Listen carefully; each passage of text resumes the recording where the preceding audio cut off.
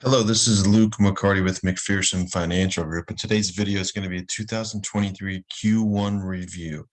Let's dive in. So looking at our economic indicators, this has been a different year when it comes to the market.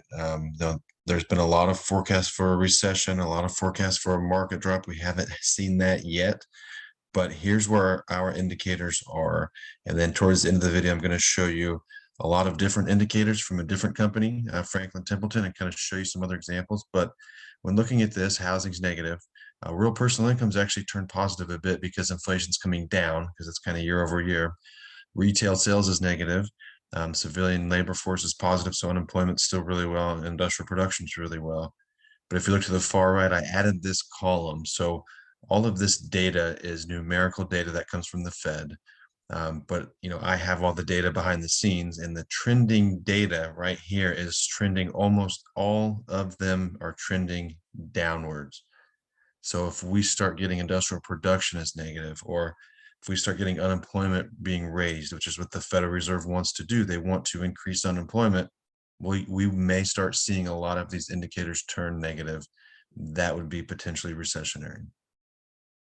So when looking at the Fed, right, what is the Federal Reserve doing? Well, for the first part of the year, or into last year and the first part of this year, the Fed was trying to reduce their balance sheet. All the $9 trillion they put on the books since 2008 and 9, they were getting rid of it. So when it comes to, from the economy standpoint, that's putting the brakes on.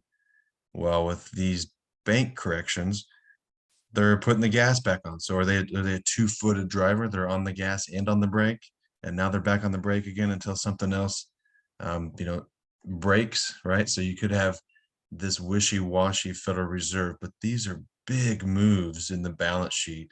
It's something to be aware of that, even, within Q1, right? The Fed is kind of backstopping bad things from happening.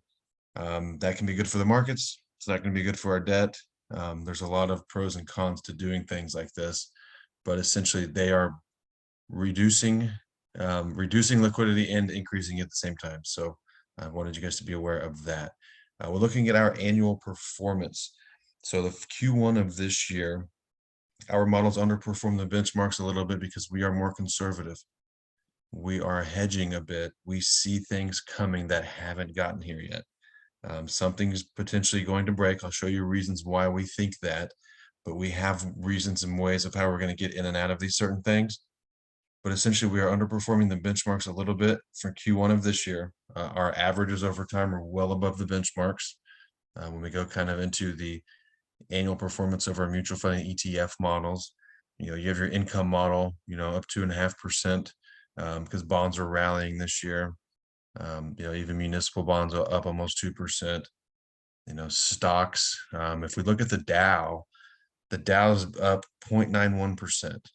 So the S&P's up, a decent amount, 6-7%, but the Dow's only up 0.91. So when we think of a rally within the markets, are the markets doing well this year? Well, they're kind of doing flat, and that's come from, the 20 largest stocks in the S&P 500 have led to the majority of the rally. So the top 20 stocks have added $2 trillion in market cap this year. The remaining 480 stocks have added, 0.17. So the top 20 stocks, your Apples, your Googles, your Microsofts are basically holding up the indexes this year and holding up the S&P 500. So yes, the S&P 500 has seen a rally this year. It is not broad-based, meaning it is not across the board. It is a handful of the large market cap weighted stocks. Your bigger names are carrying the indice. Things like Tesla, up, gosh, it moves 5% a day, but 60-70% this year, but was down that amount last year. So the rally so far, it is a rally from an index perspective, but it is not the majority of stocks in the United States that are rallying. When we look at a potential recession, we tend to look at the inverted yield curve. I feel like there hasn't been a lot of talk about this recently because nothing has really broken yet, other than a couple banks. But when we look at this inverted yield curve, so this is when the 10-year versus the 3-month Treasury yield, meaning you can make more money investing in 3-month treasuries than you can 10-year treasuries. Usually in a normal market cycle, you are rewarded more for longer term investments. Well, right now you're not, because the Fed has raised rates so quickly. So when we look at the far right here, I mean, this is the most inverted yield curve ever, right? These gray vertical lines are recessions. If you kind of go back, you can see 2008 and 9, inversion, recession, right? Early 2000s, inversion, recession, you know, the 80s, the 70s. So anytime, the majority of times when these treasury yield spreads are this inverted, it is recessionary. What is also recessionary is anytime the CPI is above 5% and the Fed tries to fight it with increasing the interest rates. So over the last 55 years, you can kind of see here, right? The blue line is the federal funds rate. The red line is your CPI, or your inflation. And every time inflation's above 5 and the Fed starts raising rates, something bad happens. Now, of course, we don't hope anything bad happens. We're just saying if nothing bad doesn't happen going forward, it would be the first time ever. Now, we've had a lot of first times ever. You have a lot of, century storms and, all the big ranges of Fort Lauderdale. I mean, there's a lot of things that could happen, not predicted, but from what we're seeing right now, we want to remain cautious within this market. So speaking of what we're doing, so some portfolio changes. So we are going to increase our allocation to gold. Gold has had a really good run this year. We own it in most of our portfolios, so we're going to increase that. We're going to decrease an allocation to a Catalyst Milburn Hedge Fund, MBXIX. This fund, in the short amount of time we have owned it, specifically this year, has not done exactly what we wanted it to do. And it got caught up on the bank failures with the interest rates being on the wrong side of that position. We also have an initial investment to the aggregate bond index, BND. That's going to be an ETF form. So back in 2020, we essentially got out of most bonds.